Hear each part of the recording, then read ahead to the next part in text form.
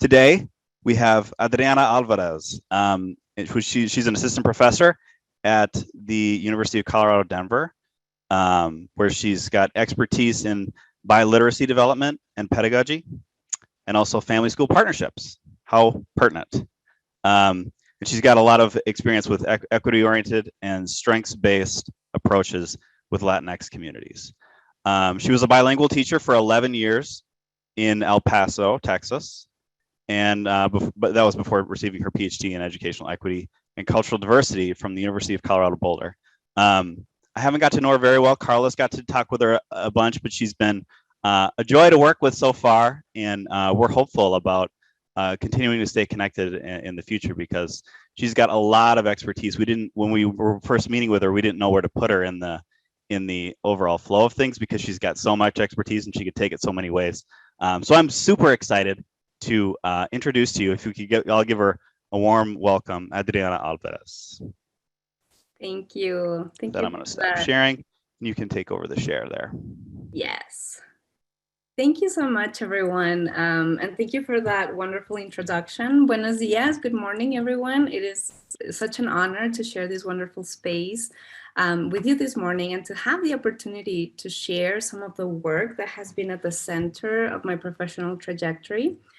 And although I want to say that although I am in higher education, my heart, I am a teacher at heart. And it was my own experiences as a young bilingual student that brought me on this path, as I will share a little bit. But I first want to give you a quick overview of today.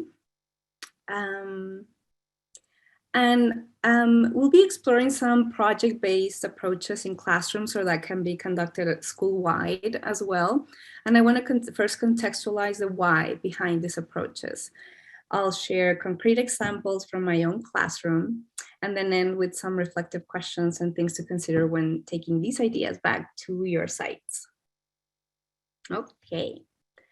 So you're going to see a delicious pozole dish here, and you might be thinking, what is this doing here? Why integrate culturally sustaining approaches in our classrooms and schools? Well, I'll share just a little story. When I was 11, I came to the US from Mexico, and my 6th grade teacher at the time asked us to write about our Thanksgiving holiday, which was not something that I knew or that was part of the celebration because it wasn't something celebrated in Mexico. So I just wrote about my weekend. We cleaned the house, we rented movies. My mom made this delicious signature pozole on Sunday, not on Thursday. And so I was really proud of my writing, and I went up to my teacher holding my paper, and she took a glance at it and then lowered her glasses and looked at me with a very, very disapproving look and tone. And she said, no. I asked you to write about your Thanksgiving holiday. What are you grateful for? Didn't you celebrate it? I looked at her with confusion, feeling the disapproval and the rejection deeply. And I walked back to my seat. And with every step I was taking back, I knew I had done something very wrong. I shared something that was wrong. I was wrong. And I couldn't say exactly what it was, but it was clear I did not belong. I went to my seat to think about what I was grateful for and to write about the turkey I didn't eat. And the truth is, I never spoke again in that classroom. And I tried to hide everything about who I was, what I did, my language, my culture. I would even hide my lunch. And I wanted to start with this to contextualize how I came into this work. And these experiences became my motivation and purpose in my professional trajectory. And I'll share just one example to connect how these experiences now are my current work. And a few years ago, I found a note from my 7th grade teacher that read, and here is a note: Adriana continues to improve in language learning all of the time. She came into middle school with a disadvantage in her language skills, but she's overcoming it beautifully. She's conscientious about her assignments. She likes to do well, and it shows. I'm enjoying her very much. And this note was well-intentioned, but she explicitly says that I have a disadvantage. She's seeing a deficit in me. And she gives more detail about this disadvantage being specific to my language skills. Or she was seeing my language as a problem. But she's hopeful that I'm overcoming my Spanish. I'm overcoming it, which would result in language loss.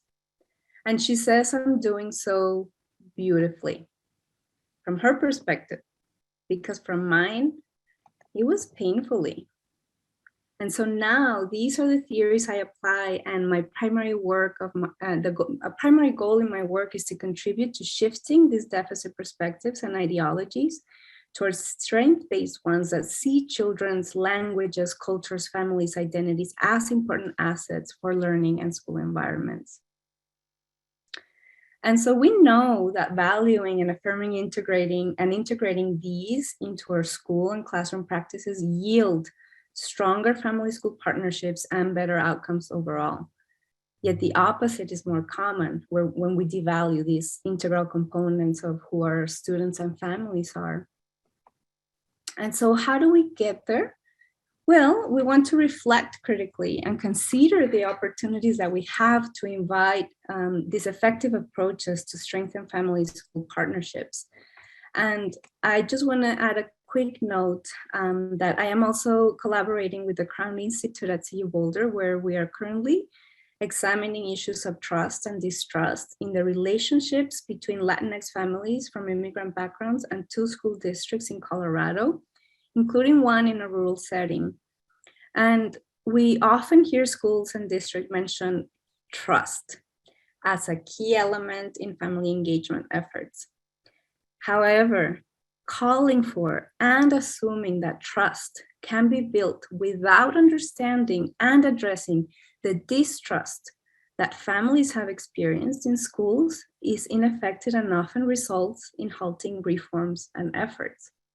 So our goal is to ultimately understand how families are experiencing distrust and trust in schools so that we can move to repair distrust so that we can genuinely build trusting relationships. And I'm happy to share more about this project with you all. And so building meaningful, reciprocal, equity-oriented relationships with families takes time, nurturing, and an effort to get to know each other. And so how do we view family engagement? I visited a school in Denver where they had this beautiful bulletin board highlighting their partnerships with families. The grade levels are at the bottom. And you see like some white rectangles. Can you take a guess on our chat? What do you think those white rectangles that are marking like the amount, what do you think these are?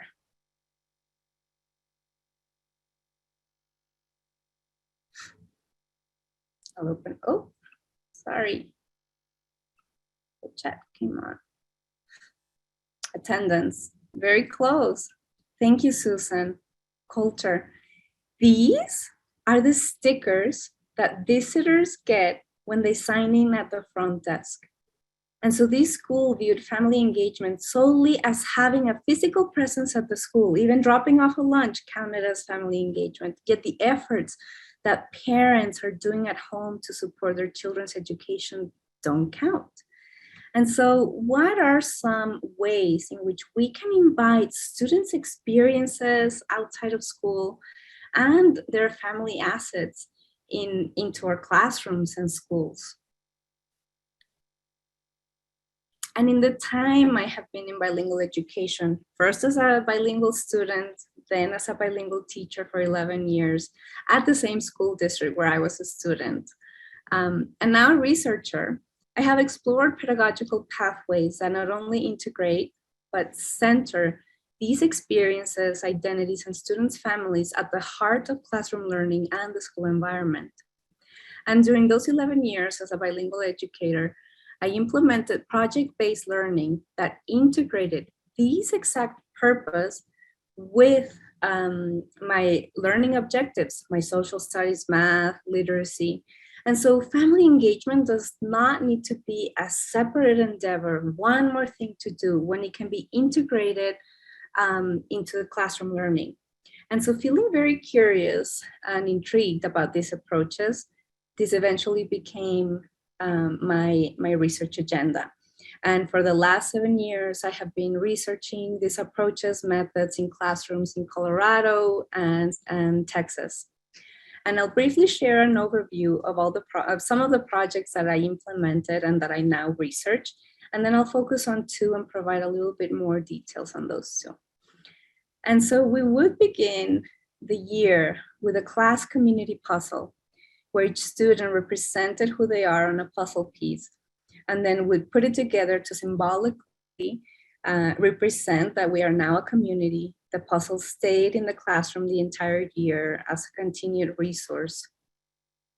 Students would create a timeline of their life and or their future envisioned timeline of their lives that included visuals and written descriptions.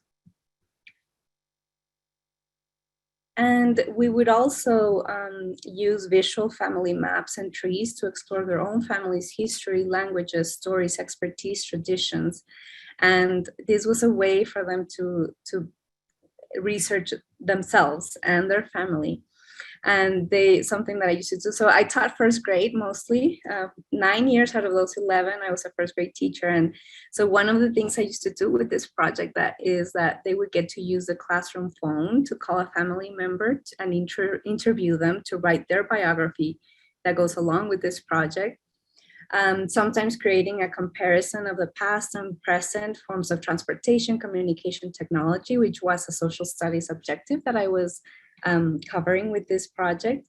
And literacy, of course, since they had to write their own questions, ask them, and then write their notes, a big task for first graders. Students would transform a family anecdote into a story or a movie or a cartoon using some old computer paper that I found.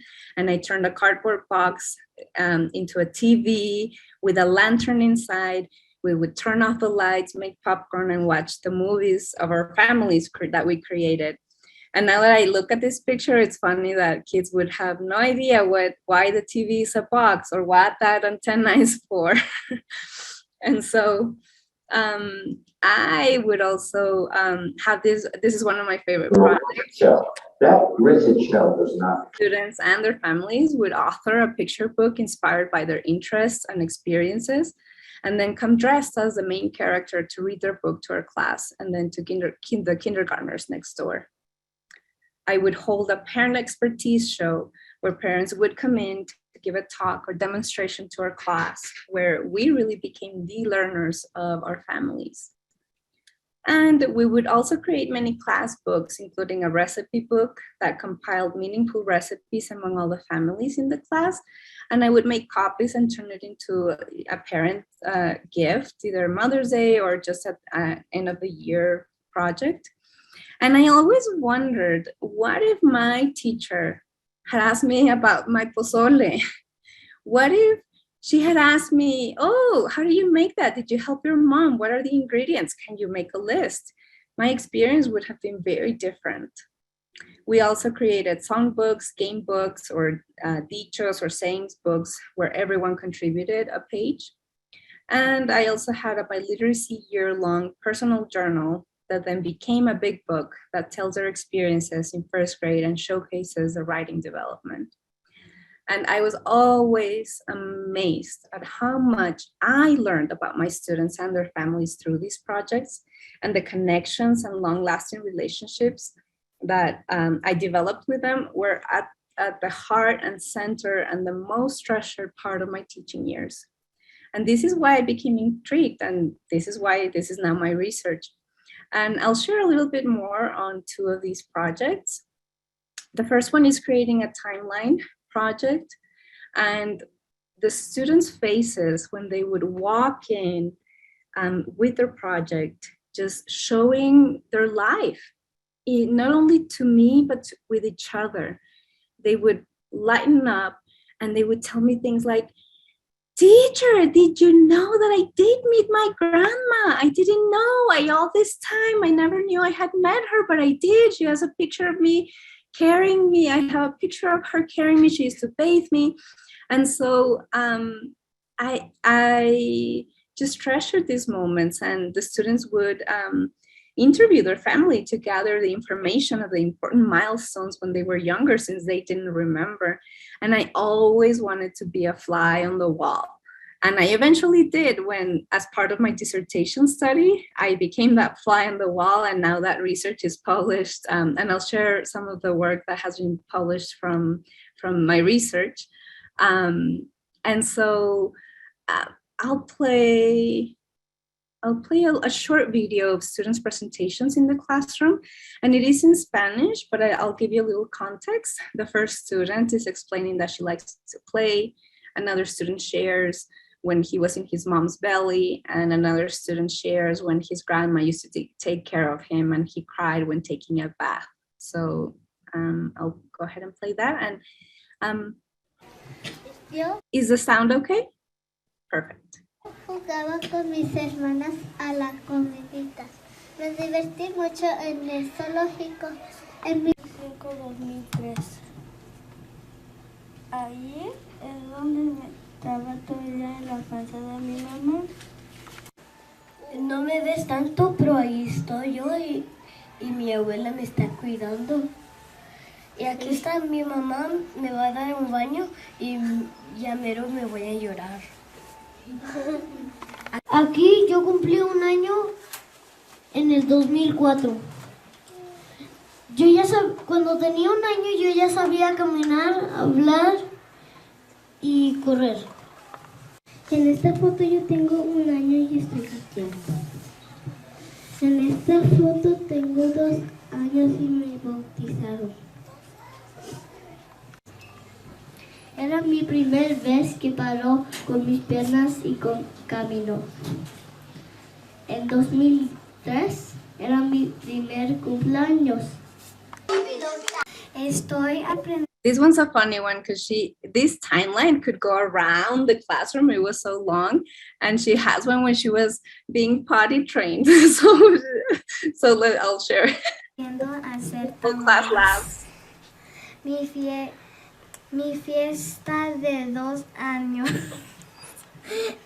Estoy aprendiendo a ir al baño. And so this became just such a beautiful moment for me because I was learning from them. We were learning about each other, and we were addressing all of our literacy objectives by writing these descriptions. And so I always tried to model the process with my students by creating my own projects with them in the classroom. And I love this quote that beautifully explains my rationale from Ángela Valenzuela. If students see their teachers as human beings, they are more likely to invest their humanistic capital in that teacher. And once that humanistic capital has been gained by the teacher, the relationship between teacher and student can become a reciprocating, authentic relationship. And I won't get into the curricular connections, but I will say that depending on the student's interest, I use these projects to inform and design my own learning units or themes. And so, for example, one year, we had so much interest in soccer. So let's do a learning unit on soccer. And then another year, so many students included losing their first tooth. And so I did a unit on traditions around the world when children lose their teeth. And so this was really informing my teaching. And the second project I'd like to share more about is creating a picture book based on interests and family experiences. And I always also learn so much about students' interests, their aspirations, their family. They had an opportunity to dress up and be that character, whether it's a veterinarian right there or a park ranger, through this book and stories. And I learned so much from these books, and the same reaction when students would come in and have their books and feel so proud of their written final product. And for example, I learned here that Emilia, the little sheep, Emilia's grandma lives in a farm in Mexico where she spends her summer every year. And her book was about this little sheep who lives in the farm and is visited every year by a little girl herself. And I knew that Diego, right here, the magician, I knew that he loved magic tricks, but I had no idea that he was the expert performer at all family gatherings. And when he came in with his book, he came in with his cape and like he performed the magic trick as part of reading his book. And also in Fernando's case here, his family unfortunately suffered a crisis and he had to move and live with grandma for some time. And so he was adjusting to a lot and to many changes in his home situation. And in his book, the main character is in search of a home. And so children were not only expressing their interests, but also making sense of the world around them through these stories. And here is a short clip of what those presentations look like in the classroom. And well, I might not have time for that, but let me share. No, I think I speak for the group. We have time. Everybody wants to see this, right? Yeah. Okay. Thank you for that. Okay, so in this video, it's also the presentations are in Spanish, but I want you to pay attention to the ladybug. The ladybug is Esperanza. And her mom came in one day early in the year to talk to me. She was worried that Esperanza wasn't making friends, that Esperanza was feeling that she needed support making friends. So her book is about a ladybug that is looking for friends in the garden. And so the ladybug goes to the grasshopper and the grasshopper says, and the ladybug is like, can I be your friend? And the grasshopper is like, no, because you fly and I jump. And so the book is about this ladybug going to seeking friends. And so this is another example of how children were processing their own experiences and why this became so meaningful to them in their learning experience. La gatita coqueta, escrito e ilustrado por Ailes Castillo y Adrián Castillo. Había una vez una mariquita que se llamaba Victoria. Victoria pensó que no tenía amigos. Creo que tiene miedo. And I'll stop there. And so I use this project as an authentic reading opportunity where they then would go next door to the kindergarten's classroom and practice their own emerging literacy skills, such as asking them prediction questions, or they would ask them to look for words they recognized in their own books. And so just this process of becoming an author was very powerful. And I want to share a couple of stories with this project, if that's okay. Can everyone see what this is Abel? Can everyone, like, what is he dressed as? Can you unmute yourself or put in the chat? Can you see? Dirt Devil Vacuum. Yes. So he came into the classroom like with his vacuum, and you can't see the top, but it's like a paper towel tube attached to a black hat, and he actually came in like this, like vacuuming the classroom. And so I was, of course, like just intrigued by this. And so in his book, I learned that vacuum cleaners are his favorite toy, and he had a collection of 17 vacuum cleaners in total. And so when I talked to his mom and said, this is one of the most creative books I had ever seen, she shared that when she was pregnant, she had a complication and some form of apparatus had to be connected to her belly. And that when Abel was born, he was immediately drawn to anything that made loud noises, such as blenders and vacuum cleaners. So vacuum cleaners became his favorite toy. Now, that moment, that short interaction with Abel's mom opened a pathway for us to share and build a personal relationship. And so these were the moments that I cherished with parents, and they would share with me, and I would learn from them. And so years later, when my mom became sick and I went to El Paso to take care of her, I ran into them at Target 10 years later. And so I was talking to mom, and like we were just remembering, and I see Abel is like texting, and he's texting all his former classmates and telling them like, oh, Miss Alvarez is in town. They organized a reunion that weekend with all of our students. And we had pizza, we laughed, we cried with our memories, and our students brought some of their projects. I don't know if you can see Abel right there with his vacuum cleaner book at the top. That's Abel.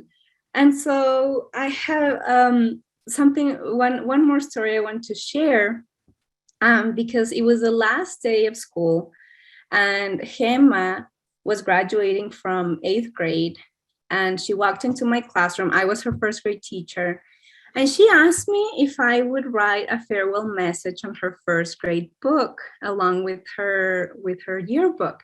And I said, oh, I don't want to write on your book. And she said, no, this book is so special for me. I want you to have like a little message on it. And so I started looking through her book and remembering. And she wrote a book about a little bunny who couldn't see a thing. And that was a year that Gemma needed glasses. So the book, she was processing that she was needing glasses, and she was also very aware of the different abilities, since her little brother, who was also my student, was born with an ear malformation. And so she was really just processing, and she was at the reunion, and so was her brother. And so here they are when Gemma was in first grade. And then this is in Gemma's quinceañera. And then there they are at the reunion. And all this to say that these projects became my pathway to lasting, meaningful relationships with families. And Gemma was there, and she also brought her book to our little reunion at the pizza place in El Paso. And I might tear up, but now I am so proud of Gemma. She is now a 4th grade teacher implementing these projects in her own classroom. And so this is, to me, has been the greatest lesson as a teacher, as a former educator. And now I know, I lived the value of this, and this is why I now want to research these approaches. And so here are some curricular connections. I probably don't have time to go through all of them. But I do want to address one question or comment I always get, and it is, my parents would never do this. They don't have the resources, they don't have the time, they don't. And my response is always, have you tried? I worked at a school that was Title I, where 98% of the students were emerging bilingual, Latinx, and 95% were on free or reduced lunch. Parents were excited to collaborate on this project. I did a research study on the perceptions of parents engaging in these types of projects in low-income communities. And yes, they are unfamiliar, but they value their children's agency. And of course, they needed examples and guidance. And we use this, oh, parents don't have time, parents don't have time, parents don't have time. But if the time challenge argument is used to exclude low-income working class families from certain pedagogical approaches, then it should also be used to exclude the BC affluent parents in more resourceful schools. And so I just want to end by sharing one more story of the importance of keeping our eyes and ears open to our students and the potential that they have to share with us. And one year I was trying to take a picture with my student teacher at the time. And I was setting the camera somewhere and setting the timer. And one of my students, Sora, he comes up and he's like, I got it, teacher. I'm a photographer. And I'm like, okay, here you go. And I hand the camera over. And I'm like, there's something there. Like, what's there? What is it about? I'm a photographer that I need to look into. And I said, how do you know about photography? My dad is a photographer. And I was like, oh, parent expertise show. And so time goes by and I asked his dad and I say, hello, Mr. Vasquez, like I heard you're a photographer. Would you mind coming into the class and sharing, giving a little talk? And he's like, well, no, I'm not a photographer. I'm a truck driver. And I said, oh, well, he said that. And like, he's like, no, I'm not a photographer. I'm a truck driver. And I pushed one little more. I said, well, oh, because this happened. And then he was like, well, it's a little hobby of mine. And I said, aha. So I said, would you mind coming in? He came in and gave them the most amazing talk on photography, portrait photography, landscape photography. So I went out and bought disposable cameras, put my kids into team. We did a photography project, a photography unit he led. Then we asked the parents' permission so he could take photographs of the students. And he did. And then at the end of the school year, he gave me a CD and said, I have one for each student. And I said, oh, for the pictures, thank you so much. I was very grateful. And when I opened the CD, this is what was on there. I am sure you can sense my amazement when I open this. And I guess my message is this expertise is there. Parents want to partner with us. And sometimes it is up to us to open those doors and invite them to share their lives, their experiences. And it requires us to become the learners of our students and families. And this is just a reminder of some of the projects. I wish I had time to cover all of them. And I do have some questions to consider, but I know you have a plan to work on. So I can share these later, or Carla maybe can share these with you. And I wanted to share, I have about 6 publications currently on the specific work. And I plan to continue to research. So if you are ever interested, just reach out if you want to implement some of these approaches. And with this, I am very grateful for the invitation to share this work. And I would love to have a conversation with you. Thank you very much. Let's give it up for Dr. Alvarez. That was beautiful. Thank you so much. With that, we can open it up for questions and discussion. I'm just melting over here after all those videos, but I want to hear from every questions that folks have. So you can either raise your hand if you want, or just take yourself off mute, ask your question, or drop something into the chat, whatever works for your context. And there's a question in the chat. Oh, Did you see that? Oh yeah, there we go. So this is from Heather Smith at Monte Vista. My question wouldn't be if the families would participate. It would be, how do you fit it in with everything else we are supposed to do in the day? We don't get in everything as is. We can have to stick to the planned pacing. So we're ready for CMAS. In fact, my grade doesn't even have time for science or social studies. I would love to push stuff to the side to do something like this. So a great way of asking, in the context, how do we make time for this? yes, that's a great question. And my response was that I turned this into part of my curriculum. And so I was addressing my objectives through these projects.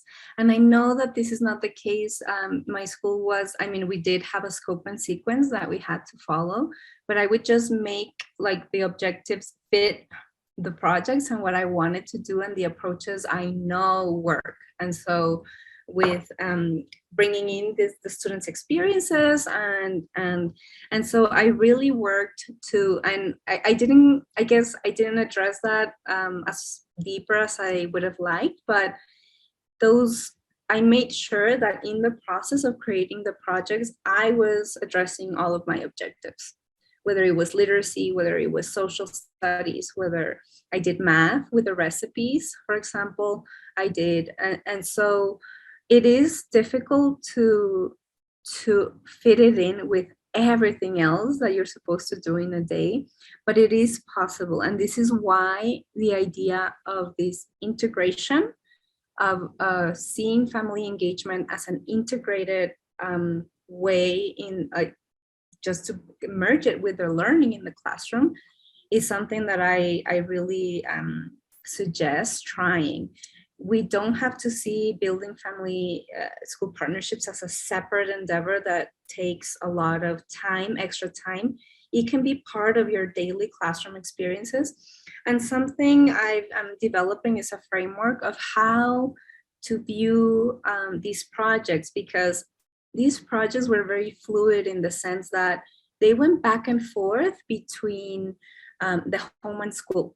So parts of it I created with the kids in my classroom, and then the project went home, and then they did some work, and then it came back, and then we did some work in the classroom, and then it went back home. So it was a very fluid, and that continuum of what takes place in the class and what takes place in the home is very, it depends on the students.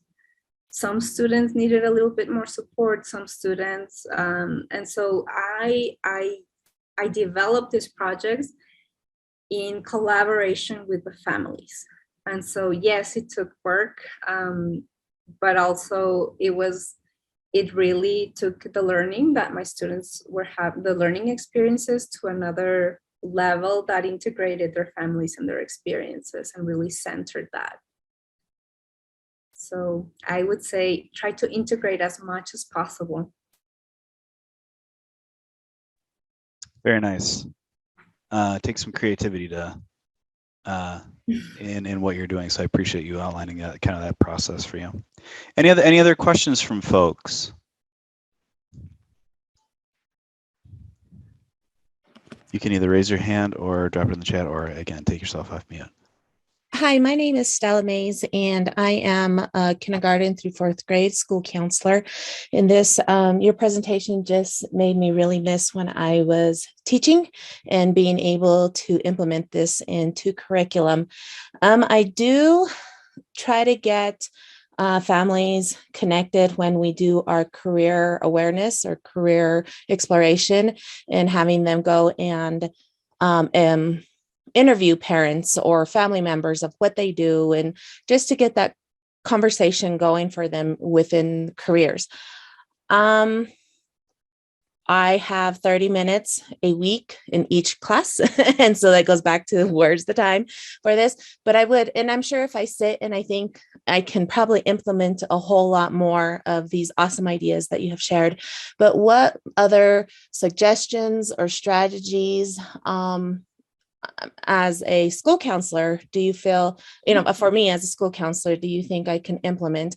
And that might not be, an answer right now, but can you think of anything off in hand right now? Yes, absolutely. Start small. What you're seeing was my last year of teaching, and I taught for 11 years, and it was an iterative process for me. So I was learning as I go, and the first key is to jump in it and try, and know that that's okay, and embrace the discomfort of not knowing how it will go, but jump and try. That's what I would say. Sometimes we feel hesitant to try something new, and we're like, I don't know, it's going to take too much time, it's going to take too much effort. Do it, keep it manageable, do it small, start small. For example, one of the school districts I'm working with, they're using a tool called Bookaroo that I hadn't heard about before, and they're interviewing their family, and then they can send the interview to the teacher, I believe. And so something like this, start small. What idea did you like, and what is manageable for you in those 30 minutes? I think that keeping a balance of not starting too big, because then you feel overwhelmed, but starting small, but just jumping into it and trying it is what I would say. Thank you. No, thank you, Stella. One question I want to highlight from the chat from Blake at Sanford. He says, do you have suggestions or methods for junior high and high school engagement when they can already be guarded with their family and life? Yes. And then this will be our last question, then we'll go to breakout rooms next. Yes, thank you for that question, Sanford. Or Blake, I'm sorry, Blake. I am currently in that project about trust and belonging. We are working with high school students, and we turned one of the projects into a photography project. So what you can do with the high school or middle school students to investigate or to bring in these experiences is we're using photography and we're exploring themes of trust and distrust. And so they are representing their experiences through photography. Instead of telling us their experiences of trust and distrust, they are showing us and they're making analogies. So I would say, like, for the older students, give them the idea. So project-based learning is an opportunity for students to really explore their interests. So select themes and topics that are of interest to your students and give them the choices to develop their projects, foster that agency, foster that ownership.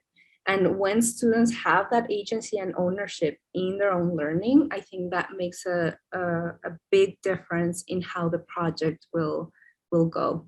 So I think that with the older students, with the little ones, I did select, we all did the same project. But for example, one of the schools that I'm working with, they were fifth graders, and the teachers gave them the choice. Do you want to create a family map? Do you want to create a timeline? Do you want to explore this? What do you want to do? And that was very effective. So I hope that helps, Blake. Awesome. Thank you so much I know there's more questions, and we could keep her here all day, but we'll push on. Thanks so much for the discussion and the sharing I'm just so grateful for the storied approach. So thanks so much for bringing it to life in that way.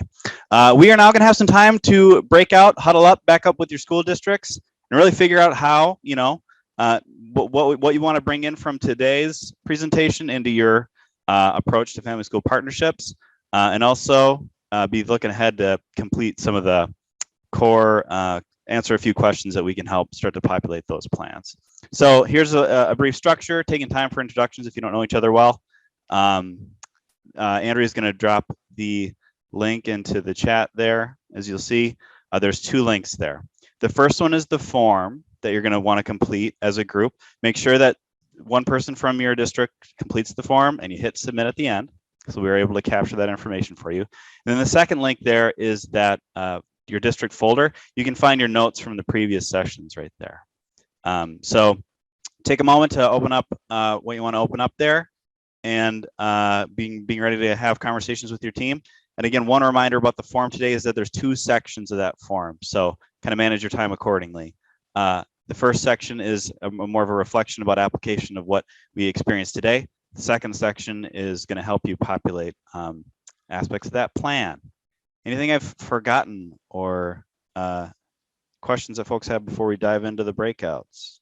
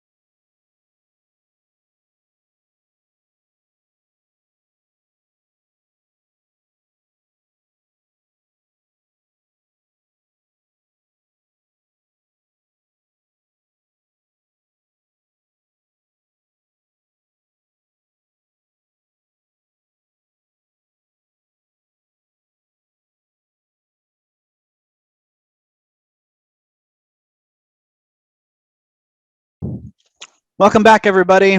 Hope you had great conversations. Sorry if we ended up cutting off some rich conversation, but I'll remind you that the rest of your day is now free for reconvening if you want with the same group of people, if you want to keep talking.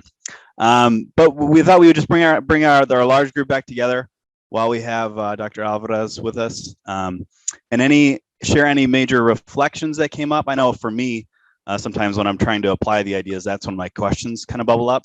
So if there are any questions that came up from your groups or reflections that you'd want to share with the broader group, we'd love to hear those now. You can either raise your hand, take yourself off mute, and share it, or drop it in the chat. Groups that you want.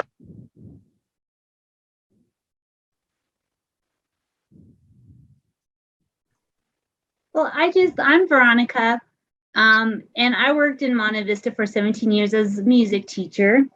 And one thing I talked about with my friend was taking what you already have in your school as family outreach stuff. And Bill Metz especially was an amazing place with all of our family fun nights. Hello, Heather, I see you out there. You're amazing. But taking like your music programs, what you already have, and how can you elevate them, thinking about that too. So instead of looking at it as this as like another thing, like what do you already do and what can we do to elevate it? Maybe Dr. Alvarez has some ideas about that. Thank you, Veronica. I think that's exactly, I think the suggestion I give educators and school leaders is first look at what do you have and how can you strengthen that, and what are some ways that you can build in to listen to parents also, and to engage and to see it as a reciprocal, right? It's not always based on the school's agenda, but also how can we give to families? What do you need instead of always? So I think that's a great idea. And did you say, do you have any ideas of like do you have a specific example that came up? We kind of got, and if you start talking about other things, but I know like in Monte Vista, one thing that I did is that we always had a folk dance program in the 3rd grade. And just, I mean, it was not intentional, but well, it was intentional. We used to have a dance that the parents could come down and join it with their kids. It was very simple. It's just something we just do together, and anyone can learn it in 10 seconds. So bringing those parents down, and they became part of the dance program, was always my favorite program to give, because to see these people dancing with their own children, but it was a mixer, and so they'd have to dance with other people's children as well. It was just really fun. And just to see the joy on the people's faces, the parents' faces, and the kids' faces, they got to dance with their families. So it was pretty cool. Yes, and I think that's the key. Like, okay, what are you doing, and what else can you integrate? Like, how can you just merge things in a way that it's very comprehensive and just inclusive and also organic, right? And what do the families want? Like, how can it be like family led also? So yeah, great ideas, Veronica.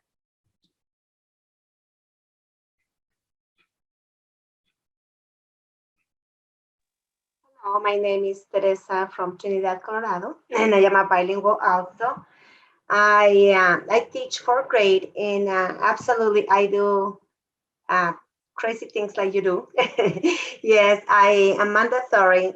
Previous years, I was just a social science teacher.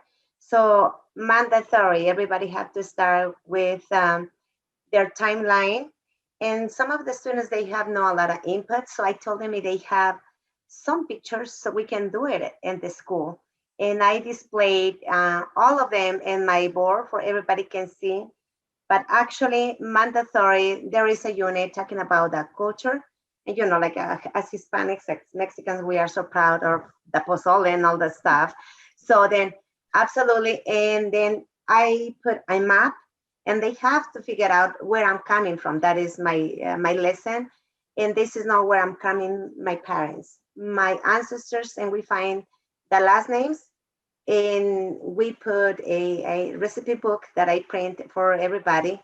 And sure, there is a lot of pages. And when we are running almost at the end of the school year, I have to go and buy my own white paper so we can print it. And I was sharing with my group that it is amazing that one of the students now, like I was asking, where is she at now? She's a sophomore. And she told me about the book and one of the favorite recipes. But I think that we have to find any excuse to be expose them. And I told them, believe it or not, it's still like a little like left out. So we have to be including. And in our district, we don't have too much like a programs for the ELL. I have the blessing that I have 3 of them, and then I am able to help. But then, all of us, we are so busy. But we have to find the 5 minutes, even eating lunch and do it. I know, like we sacrifice as teachers too much, but we have to find the time, just thinking that the child, maybe they don't have the things at home, but we can provide it, and the memories are going to be there. So then when you were talking, you almost made me cry. Just stop it, because I have a little bit of makeup, not much, but I think you are making me cry, because this is true. All your passion, I really think. I know that I am older than you, but when I grow up, I wanted to be like you. Thank you. You're awesome. You're awesome. Yes. Thank you so much, Teresa, for that, your beautiful words and message. Something that I did want to say is that creativity is part of these projects, and the resources that you mentioned are important that we provide them, because some students don't have photographs, for example. And so what can we do? So they represented it using clay or other methods that they could represent either those, whether it was a timeline or the family or something, just so that everyone can participate and everyone can create. And something that you mentioned also resonated with me was that how treasured these projects are. I mean, 10 years later, these kids had their first grade projects. Like, who says, I don't know. It just amazed me when they all brought their projects, and it was something that they saved and treasured. So I think that is revealing and speaks for itself. And then the other idea, when you were mentioning maps, I was working with a team of 5th grade teachers, and they were creating a map. And one of the tools that they used was Google Earth. And the students created projects on Google Earth. And it was an amazing component or addition to this family map idea, because there were students that had recently immigrated to the US. So I was there in the classroom, and they were like, oh, that's my school in El Salvador. Like, I found it on the map. And then another student said his family is from Chihuahua, and he was looking on Google Earth and creating his project of all his family trajectory and history. And he looked up his family home, and his grandpa was watering the lawn in the Google Earth picture. And and this was a resource that teachers brought in. So anyway, there are tools that you can creatively integrate, whether it's maybe you're doing a social studies lesson and there's an opportunity to use maps. Well, open up those little spaces. And I always think of these opportunities. I think of your lessons as an accordion. And when you expand that accordion and those little spaces open up, what are the simple little things that you can embed there to bring in those experiences and family? And is it a question that you send home? Is it do you ask them to bring an artifact that represents their culture? Do you something? It can be small, but make a world of difference for students. Yes, so then this idea came for one of the comments at the beginning of one of the years. that one child said, all of you are immigrants. So then I said, oh my gosh, I was kind of nervous. And then I said, well, I have to come with something. It's when I came and I said where I'm coming from.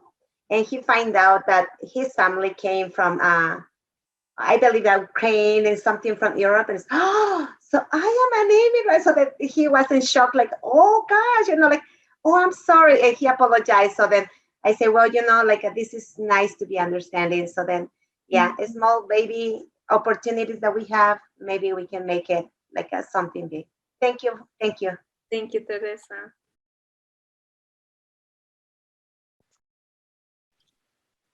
If somebody has a short question, we could try to squeeze it in. Otherwise, we'll have to transition away. I know, could stay here all day. So good, so meaningful. Any quick questions? Or they think they have a quick answer? Or anybody just want to say that they love Dr. Alvarez? Maybe just a quick raise your hand if you want to say you love her. There we go. Everybody loves you. So thanks so much for all this. I mean, one thing that I'm curious about too is maybe you could give. I could do a quick one. One thing that we're also working on is staff wellness, and I'm curious about your experience in doing this kind of work, and if you saw that as, I mean, it's kind of a loaded question, but like the extent to which doing these kinds of assignments and this kind of curricular projects were meaningful and improved your own well-being. Absolutely. And I think that is something that we are currently looking at how students, how those types of projects impact students' sense of belonging in the classroom, in the school, and increases like their feelings of trust in the classroom. But I know it was addressed to me, but I just wanted to say that we are looking at how students are, how their sense of belonging is impacted by having this type of pedagogy in their classroom. But absolutely, my well-being was very impacted because we were having fun learning. Nice. And it was meaningful. Well, you're truly a teacher at heart, because when you try to get teachers to focus on their well-being, they start talking about their students' well-being. So way to go. Let's give it up one last time for Adriana. For more information about Project ECHO and upcoming ECHOs with the University of Denver, please visit mortgage.du.edu/ECHO or follow us on Twitter at ECHO_DU_MCE. Thanks for watching.